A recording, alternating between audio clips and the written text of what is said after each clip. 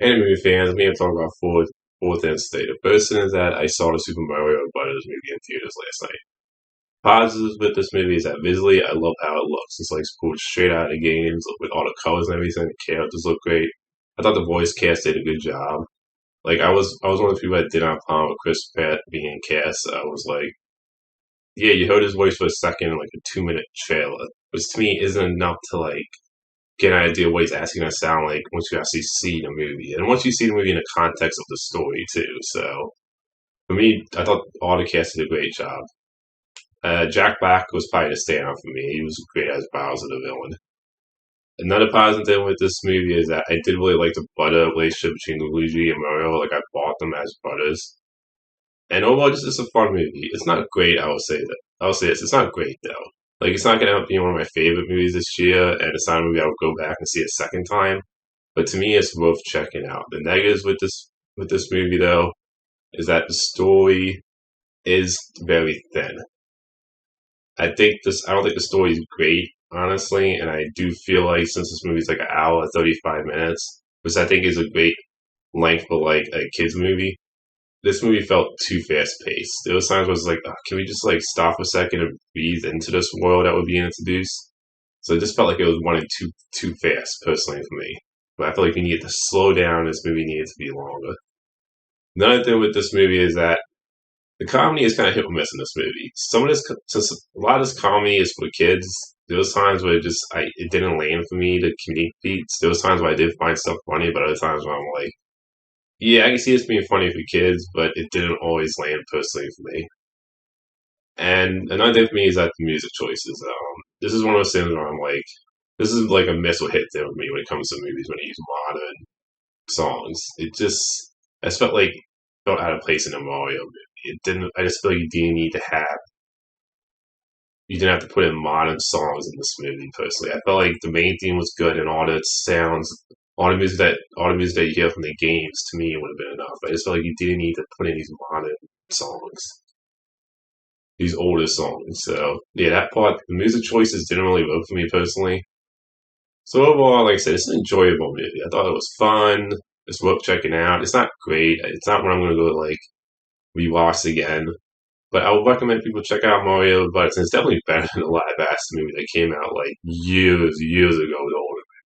It's one of the better video movies. Not one of the best, but one of the better ones. And I'll say this, I still think The Wizard will come back. It's still personally my favorite video movie, like the only video movie that I love. Next thing I'm talking about is the announcement that they're doing a Shrek 5 with the cast coming back and they're doing a donkey spin-off, I heard. I'll say this, I'm excited for Shrek 5. If you see the Puss in Boots movie, The Last Wish, that definitely the way it ends definitely leads to them going back to Far Away. Like bringing the Shrek cast, the characters back. So I can definitely, the way that movie ends and how well that movie did, critically and financially, you can definitely see them doing another Shrek movie. And I'm glad to hear that the cast looks like they're going to be coming back because the greatest characters, and I am a big Shrek fan. Like I love the first two Shrek movies. When it comes to Shrek 3, I thought the franchise went downhill with the third movie. I wasn't a fan of that one, and this fourth one I thought was okay. I thought it was better than the third movie, but still not as good as the first two. So the magic kind of for me went away in the last two movies. But going off Puss in Boots Last Wish, which I love, I'm so excited to see them bring this franchise back and see the cast back. When it comes to the Donkey spinoff, I have mixed feelings about it. I love the character in the Shrek movies. He's a great supporting character. And he's a funny character. I don't know if he can hold his own movie. I'll definitely be interested and excited. It's just one of those things where I'm like, he's a great supporting character, but I'm like 50-50 on whether he's a character that can hold his own movie. But either way, I'm excited to see Shrek 5 coming, and I'm interested to see the Donkey spinoff. The next thing I'm talking about is the Strassen trailer. Let me say this, I didn't like the first movie. I thought it was poor when it came to story and character. The acting was great in the first movie, and I will say this trailer looks like it'll have great acting again. And I'll probably check it out because of the acting, but I really hope they at least come up with a better story and characters I actually care about. Because that was kind of the issues with the first movie. Is that I felt like I didn't care about any of the characters in the first movie. The story was poor. It was just mostly the only thing that was really memorable about that movie was the accent. So I just hope they have a better story this time, personally. But it has been interesting to check out because of that accent. Next thing I want to talk about is what James Gunn said recently. So I love his comments, and there's two different things he said here. The first thing is that the Superman movie is not going to be like Guardians of the Galaxy movie. I love that because to me, you can have a fun, lighthearted Superman movie and not have it be like Guardians of the Galaxy. Like you're not going to see Superman like quipping jokes every second, but I would like to see a Superman movie that feels like it like has a joyful feeling to it, like the first two original Chris Lee movies. Because for me, I said this multiple times, and I said this in another video. It felt like to me it was with Tones, Man of Steel, and Zack Snyder's stuff. It felt like they tried to go in this dark, tortured, realistic dressing, or trying to get him to go like evil. And it's just like I just want to watch a Superman movie that makes me feel joyful, and watch the Superman that actually feels like it's great being Superman. Like I want to come out of Superman and feel like inspired, like I said in another video. And for me, I love the fact that because like, James Gunn movies all different from each other. Suicide Squad, Guardians of the Galaxy, Slitter. I feel like yes, they have James Gunn's flavor in it, but they all feel different from each other too. Another thing for me is that when I look back at James Gunn as a filmmaker, he made you care about a talking tree and a talking black king. He made you care about Guardians of the Galaxy, which were D-list characters in the comics and weren't even that popular characters. So if he can take what he loved, what he did in Suicide Squad, the Guardians movies, and even in Slitter for me, where where he makes movies that gives you characters with a lot of heart, like you feel for the characters, you fall in love with the characters. So for me, that's what makes me excited about the fact that okay, it's not gonna be like Guardians. I'm happy to hear that because he's a great filmmaker, and I didn't expect him to go in and try and make like Superman with Guardians over it. So another thing is that I like what he said about superhero movies, about fatigue. It's the other for me. Other signs that show Superman movies are slowing down. Yes, we've got Black Adam, the Ant-Man movie, and Shazam. Those three movies haven't done well at the box office. They're running kind of Morbius still. But I would also say that there's also signs that show it's not slowing down. Like Black Panther Wakanda Forever, which did have its lead character, it was never going to do as well as the first movie out there. Still made 180 opening wise, made over 800. Doctor Strange Multiverse of Madness made 187 opening wise, made over 900. Still made a lot of money. Even if we like Thor: Love and Thunder, which I wasn't a big fan of. Still had the biggest opening for a Thor movie, but there's also the negative side of that where it didn't make as much as Thor because it didn't have that repeat viewing like that. But I love what he said about like it's not superhero movies particularly. He says he believes in such thing as superhero fatigue, but it's not superhero movies specifically. Like saying like blockbuster movies, just any type of movies. Like it has nothing to do with it being comic book movies or superhero movies. It has to do with the fact that you have to put out great movies with a good story and characters you care about. And it comes down to story and characters, like I always say for every movie. If you don't care about story and characters, then all the action and CGI doesn't mean anything. It's like the reason why to me you had Black Adam, Ant-Man, Quantumania, and Shazam that didn't do well in theaters. Well, Thor: Love and Thunder did okay, but didn't do as well as Thor: Ragnarok.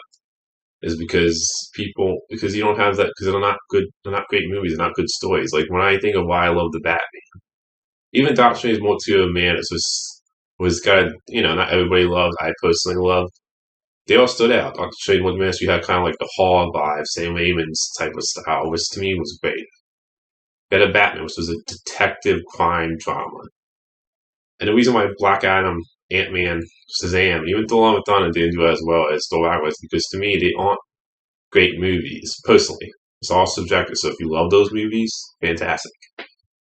But those movies didn't do well because of the fact they were very middle of the road. Personally, for me, middle of the road movies, where they were just very average. Like they don't have that repeat viewing either. Like when I watched Shazam, Thor: Love and Thunder, and Ant-Man, Quantumania, and Black Adam, they were all kind of forgettable movies to me.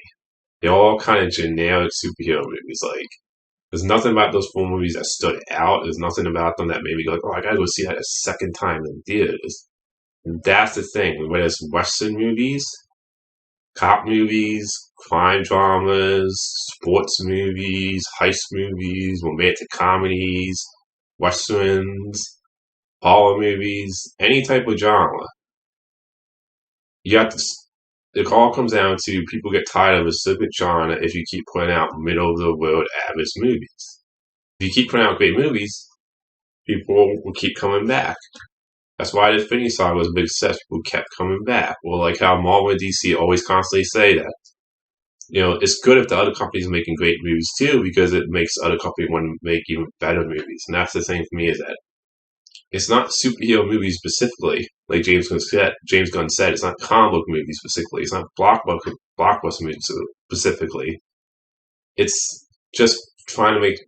It's just putting out great movies. Like people get tired of this mediocrity movies if you're not putting out great movies. And it's like I always say about movies for me, what I love about movies is that it comes down to story and character. You gotta tell a good story. You got to care about the characters. And that's what's going on with superhero movies to me. It's not superhero movies specifically, like James Gunn said, which I love. It's people get tired of this mediocrity. You get tired of just being like, okay, this movie's fine, but you didn't get mostly invested in the characters and story. And that always should come first. Like you said, you can have great VSX, you can have great effects, you can have great acting, but if you have all that and you don't care about story and characters, and all that is just noise, it doesn't matter. A great example of this, this isn't a comic book movie, so this is why I said it's not just, it can be blockbuster movies or anything, is that the first Jurassic Park movie, the reason that first Jurassic Park movie is the best Jurassic Park movie in the franchise, and why it has been a great one since then, for me personally, that you care about the characters, you felt invested, had a good story. When I watched like the other Jurassic Park sequels, like I enjoyed Lost World, Jurassic Park 3, and the first Jurassic World, but those movies to me are fine, they're entertaining, they're fun, they're like popcorn movies, but they aren't memorable. And that's the thing for me is like it all comes down to story and character with anything. So that's my thoughts on those four topics. Until next time, movie lovers.